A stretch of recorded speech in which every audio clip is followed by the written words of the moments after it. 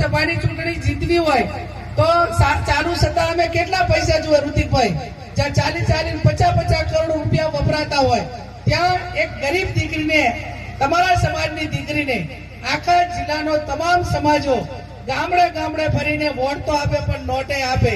જે ગામમાં પ્રચાર કરવા જવું એ ખર્ચો આખું ગામ ઉપાડી લે અને બીજે ગામને એ દિવસે ચાલે એટલા ડીઝલના પૈસા આપે, બૂથોનું મેનેજમેન્ટ કરે, ચંદા આખી ચૂંટણી લડે.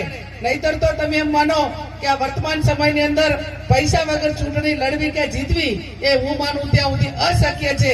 પણ જયારે સમાજ ધારે, જયારે લોકો લોકશાહીની અંદર જયારે મતદારો ધારે તો એની સામે પૈસા કોઈ કામ આવતા નથી.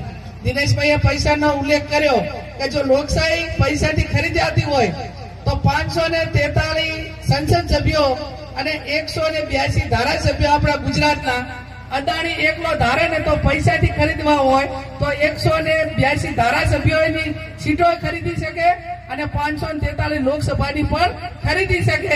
એટલા પૈસા એકલા ગૌતમ અદાણી કણ છે કે નથી?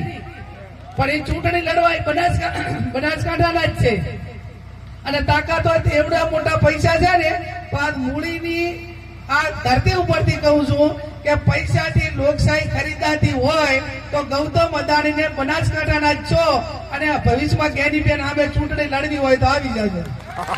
જો પૈસાથી જ ચૂંટણી જીતાતી હોય, પૈસાથી જ લોકશાહી ખરીદાતી હોય તો આ વસ્તુ એ શક્ય નથી. એ ઇતિહાસ એનો અનેક વખત ગવાહ છે.